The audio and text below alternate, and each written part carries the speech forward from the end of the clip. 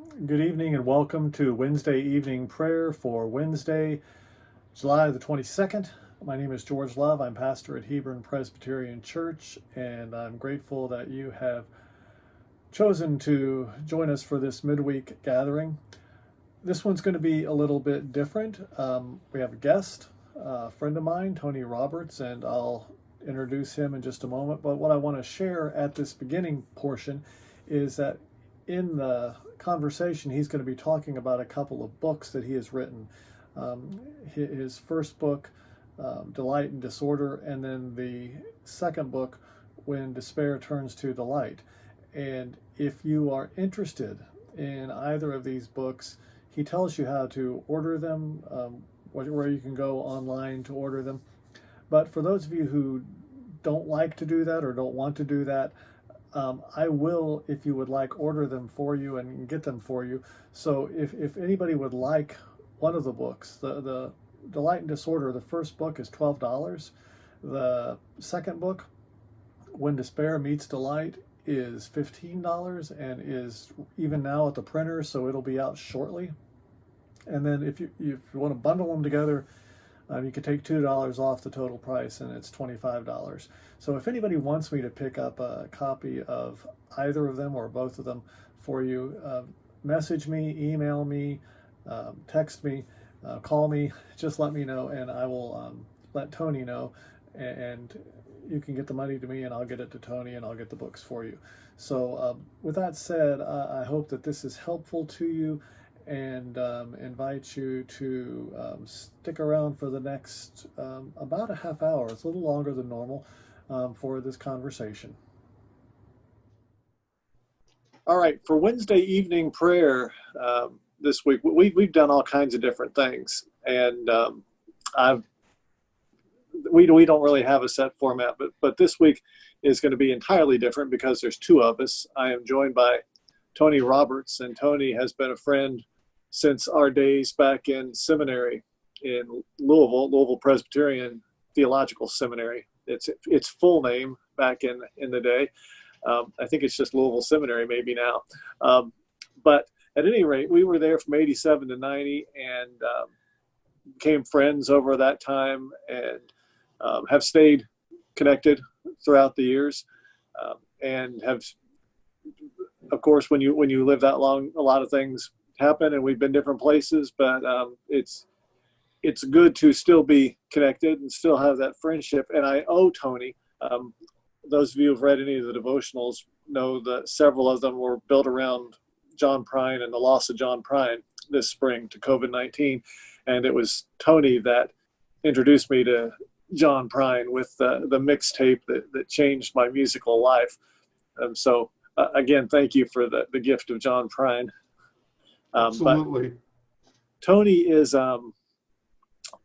native of Indiana, and what I wanted to do just to begin with is let him introduce himself just a little bit, and start as early as you'd like, but where are you from, and how you arrived at Louisville Seminary, and maybe a bit about your early work. So I was born and partially raised in Nineveh, Indiana, which is roughly halfway between Indianapolis and Louisville, and moved to Greenwood, Indiana, which is just south of Indianapolis, where I spent my high school days. Then I went to Hanover College, and I have the distinction of being shown the campus by Mike Pence, and then acting on the stage with Woody Harrelson. So that gives you a little bit of context as to when I was there. After seminary, I worked a year in a factory, a plastics factory, making plastic bags that you now get at grocery stores. And then felt the call through some very instrumental events to seminary. And as George said, I went to Louisville Seminary. And from there, I will say I served 18 years in pastoral ministry. And then we'll get into more about what happened at that point. Right. So your first call, actually, our first calls were very close to each other. That's right. I was in St. Charles, Missouri, just on the other side of St. Louis, and you were just outside Fosterburg. Fosterburg, yeah, in Alton, Illinois. Yeah, just on the other side of the river in Illinois. Yeah. And so for the first several years of ministry, we were still physically close together. And then you headed off to the state of New York, I believe. Well, the first call was to Pennsylvania. Okay. And that is significant in this respect that at that place, in that position, is where I was diagnosed with bipolar disorder and received the support that I received from the congregation and the denomination. But yeah, that was near Pittsburgh, PA, kind of between Erie and Pittsburgh, PA. Which begins to get to why we're having the conversation, which is, and we'll get to the specifics of the books later on, but Tony has written a couple of books related to mental health, and particularly having grown out of his experiences with bipolar disorder. And as you said, that began to impact and manifest in those years then in Pennsylvania. Exactly. I was having symptoms from the time I was a sophomore in high school. I was taking an Algebra 2 test, and I was like second historically who had scored highest in the history of the class. But I started hearing a voice from around me and within me saying, very commanding voices that I was going to fail. And so that was the first time, but I was able to tune it out. And later psychiatrists said that I possibly was partially preserved from those dreadful extremes of the illness because I was an athlete and I had the chemicals of adrenaline and more, whatever the other chemicals running through my system. Not that cures mental illness, but it does alleviate some of the symptoms. So, but yeah, I was having symptoms on through the time I went to Cochranton, Pennsylvania, and served the Presbyterian Church there. But when I went on one medication for the symptoms, it was I was being treated for depression, and they didn't know that I had bipolar, and so the antidepressant I took sent me into a manic psychosis state, and I had to go. Well, I voluntarily admitted myself to a hospital where I was diagnosed with bipolar disorder. And so that was around what year would? Oh yeah, that's pivotal because this was February of 1995, and the reason that's pivotal is that it couldn't have been a better time. And if you have to be diagnosed with a mental illness, that was the time to be diagnosed, because just about 3 years earlier, there was no real medication options. Basically, if you got the illness or had the illness, you went on Thorazine, a very powerful drug. Some of your older listeners, members would know this from either personally or family members.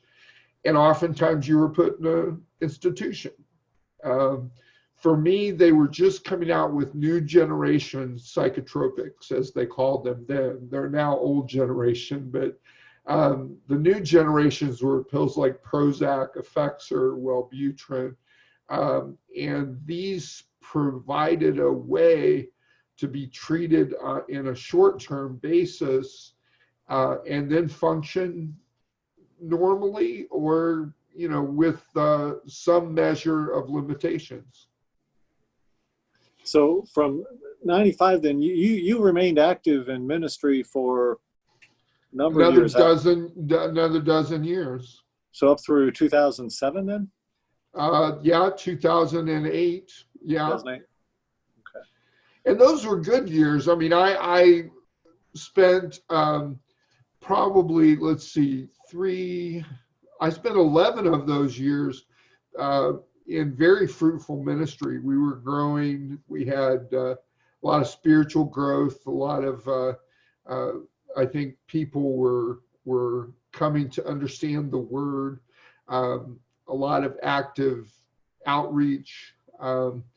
So, and I didn't have entirely, it wasn't entirely my doing, but I was able to effectively lead and serve. So yeah, and I did so after that first hospitalization. I continued, of course, taking medication and seeing a therapist, but I was able to do everything as an outpatient.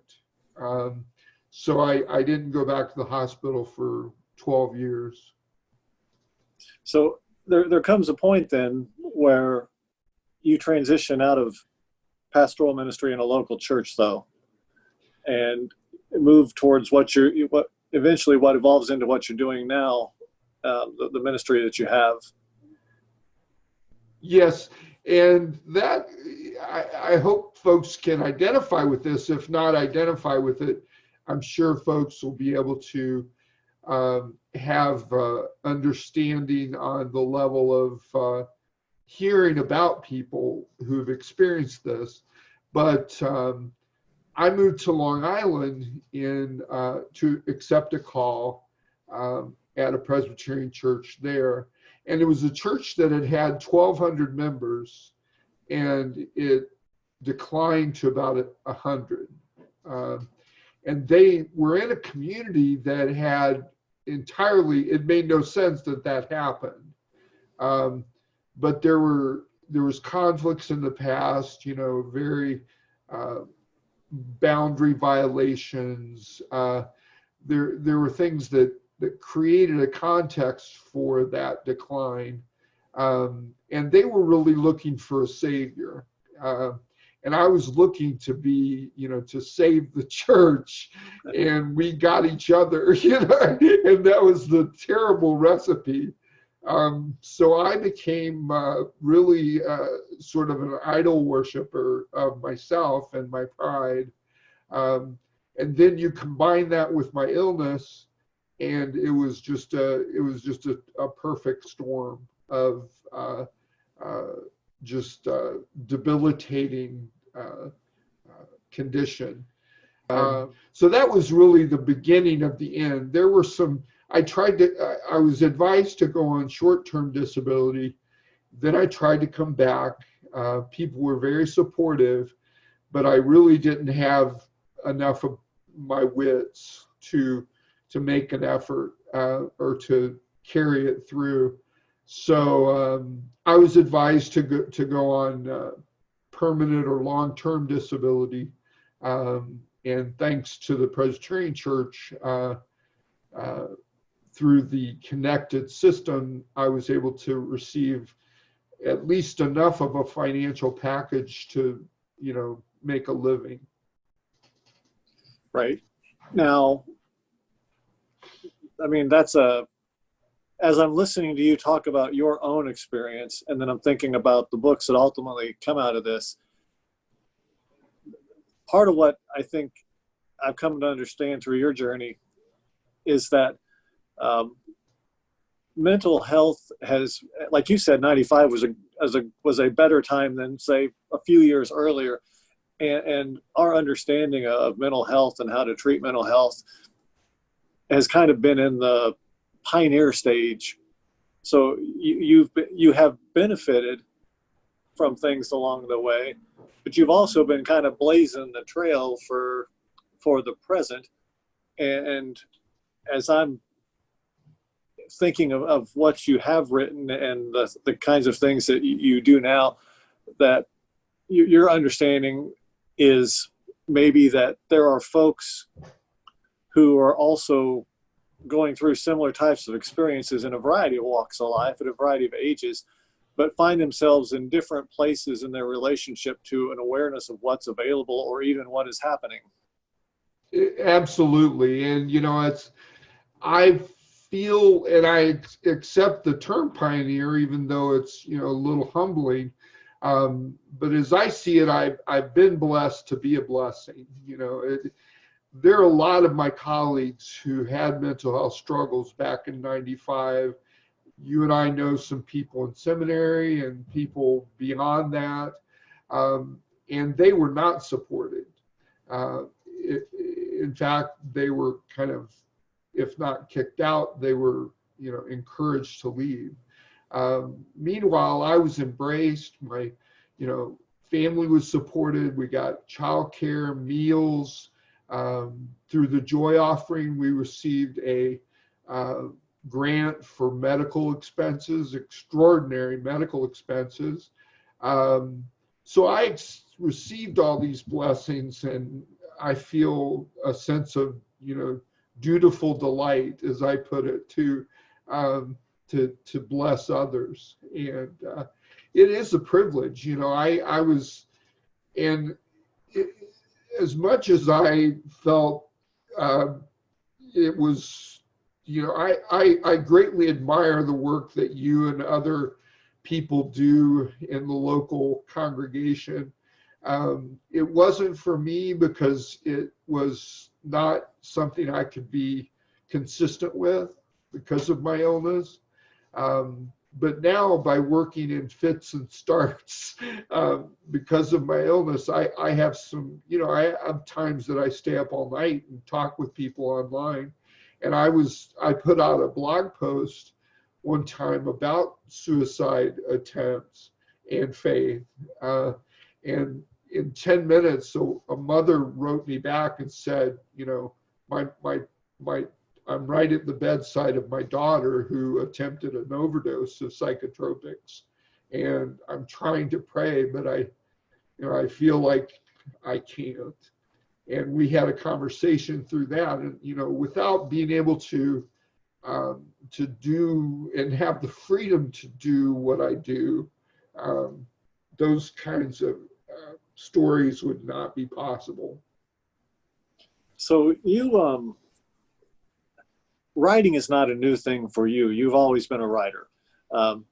And you've obviously been through, as far as the pastoral side, been through the theological piece of it as well, and lived that for a long time. And then with the experiences you've had dealing with bipolar, those streams come together in the work you're doing now, in the fact that it's not just one book now, but a second book that has been birthed.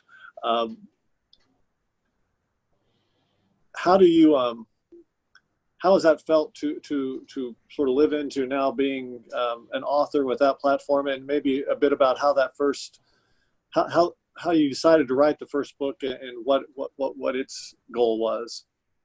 Well, very much, the first book was very much my own therapy. And I should say the name of the first book is Delight yes. and Disorder. Yeah, Delight and Disorder, Ministry, Madness, Mission. And it was very much my own therapy. I started writing it almost the moment I went on disability, and worked it through for 5 years before it finally found the light of day in publication. As it turns out, it's not been a bestseller, but I hear back from people who it has impacted, and it's therapeutic for them as well.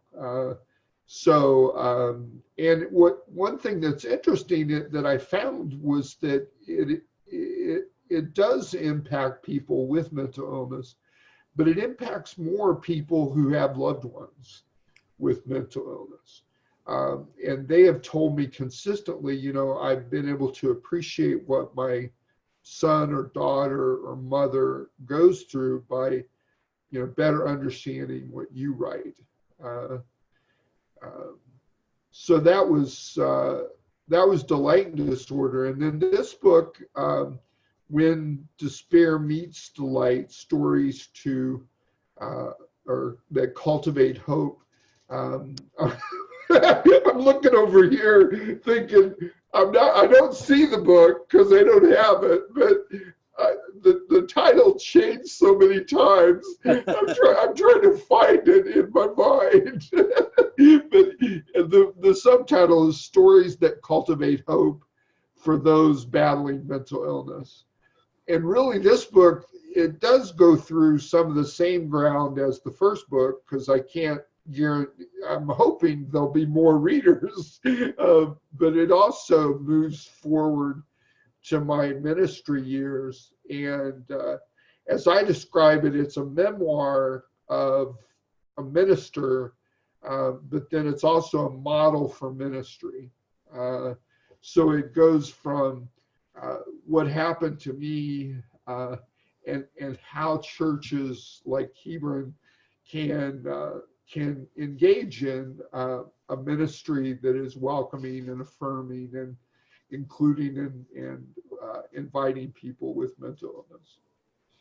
I think you touched on the thing, though, that I think is an important part of this, which is it isn't just intended that the focus of your ministry, the focus of these books, is not simply intended for somebody who may feel like I have an illness or I have this illness, although certainly that it could impact them as well. But there's this broader group of people who have tried to reach out to their relative or their friend and haven't been able to understand exactly what is happening in their lives, or what would be helpful to them. And I noticed, for instance, on your Facebook page where you have a lot of interaction, you'll throw out questions about things, but it'll often be addressed to, as you have experienced this, or as you have tried to be with someone experiencing this, what are your questions, or how have you dealt with that? And that seems like a huge piece of this, because there are so many folks who maybe just feel a little bit lost as to what's an effective thing for me to do. How do I not aggravate things so that they're worse, and yet I still want to be present, and what do I do? Exactly. And it's funny you should mention that, because I'm already at work on a third book, and that will be my focus. It's right now the title, the working title, is Hope for Troubled Minds, which is my community page, but the subtitle will be more about persons, how God's love for persons who love someone with a mental illness or brain disorder. I've been advised that brain illness is more accurate, because it is a brain disorder, a brain malfunction.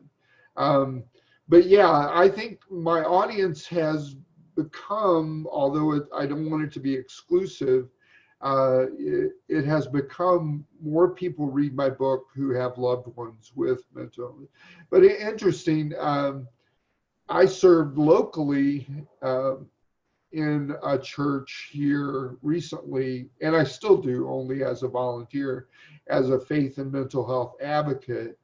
And one of the things I do is meet with staff. It's a large church. I meet with teachers and pastors and administrators, and we discuss how to better relate to those with mental illness. And I also gauge their experience with the topic, with the encounters. And I can tell you, George, that without exception, they either personally struggle with mental health issues, or someone in their close family or friendships does. So NAMI puts out a figure, National Alliance of Mental Illness puts out a figure that 25% of people in a given year struggle with mental illness issues. But I would say 100% of people know somebody who does. Right. Very good.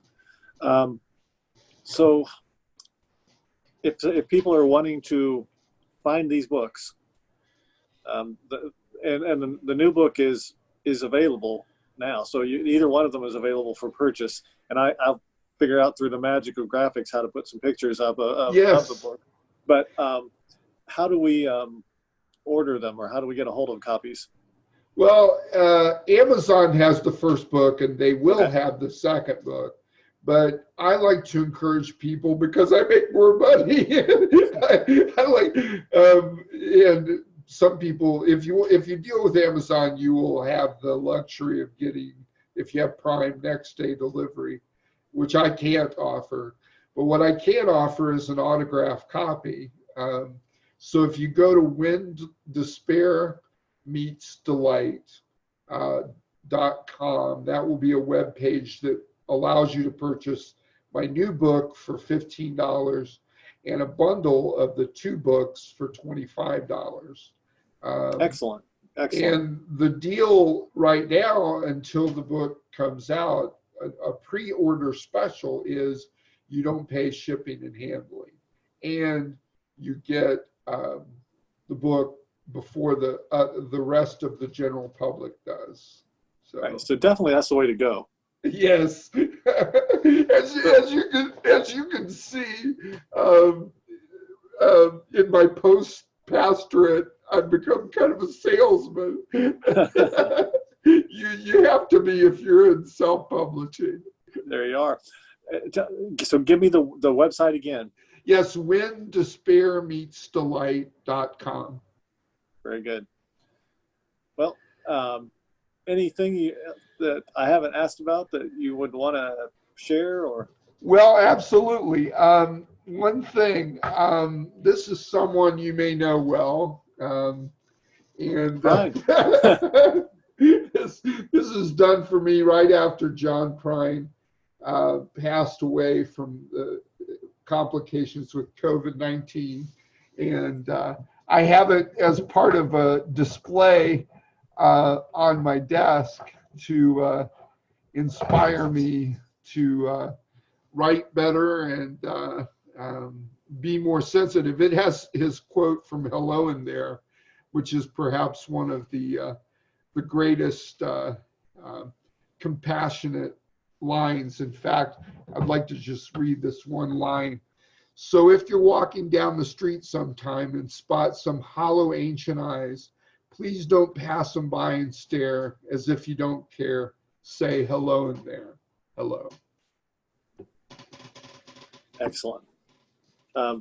And since we're pulling things off the chairs and the desks in front of us, I showed, I have for years, well, it's been several years now, told Tony I have something for him. I got to give a little bit of backstory, but I try not to make it too long. But there was a day we were in seminary when Tony, I saw him in the afternoon and he said he was going to the Reds game. And I thought briefly about going with him, but I did not go. And I should say that we are both, obviously, I'm a huge Reds fan. Tony is a Reds fan. But Tony went to the game that night. And that night, Tom Browning threw a perfect game. And I can remember, first I was glad Tom Browning threw a perfect game. And then I was like, oh my goodness, Tony was at that game and I did not go. So the thing that I've had for him forever is this baseball, which is a Tom Browning signed baseball that says perfect game and it has the date of that game. And Tom was signing those apparently and probably did a bunch of them. So they weren't all that expensive. So I told Tony, I got two. I got one for him so that he could remember that night of glory. And I got one for me so that I could occasionally look at it and drink the bitter nectar of regret. Well, George, it may have been a cheap purchase, but boy, that game and being there was priceless. That's all we've got time for, I think. Well, thank you. I appreciate you taking the time to share with us, and look forward to the new book. Thank you very much.